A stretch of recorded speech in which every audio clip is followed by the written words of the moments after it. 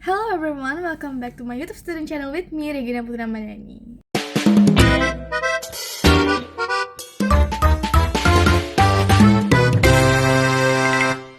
And in this video, I want to talk to you guys about fraud in business, including the definition, types, causes, and how companies can prevent it.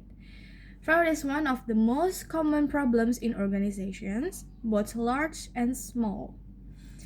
It's not only cause financial losses but also damage the company's reputation and trust from stakeholders. Because of that, understanding fraud is very important, especially for students in business and accounting fields like me, us maybe. Next, the definition of fraud. Fraud is an intentional act of deception carried out to gain personal or financial benefit. It usually involves dishonesty, manipulation, or misuse of company research. In business, fraud happens when someone abuses their position or authority for personal gain. For example, an employee may manipulate financial data or take company assets for personal use.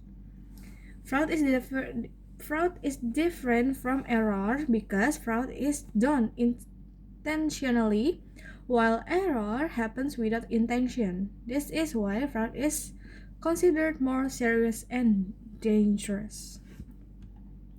Next, type of fraud. We have three. The first is asset misappropriation.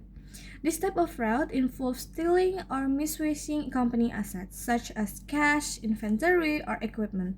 This is the most common type of fraud. The second one is financial statement fraud. This happens when financial reports are manipulated to make the company appears more profitable or stable than it actually is. This type of fraud can mislead investors and stakeholders. The third one, the last, corruption. Corruption includes bribery, abuse of power, and conflict of interest.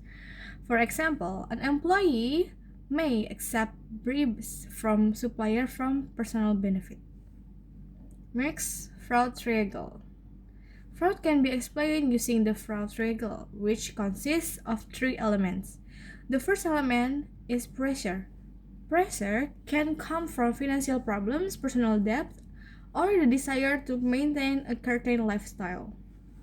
The second element is opportunity. Opportunity arises when internal controls are weak or when there is a lack of supervision. This makes it easier for someone to commit fraud without being detected. The third one is rationalization. This is when individuals justify their action. For example, they may think that they deserve the money or that they will return it later. When these three factors exist together, the risk of fraud becomes much higher. Next, causes of fraud. Okay, we have three again as an example.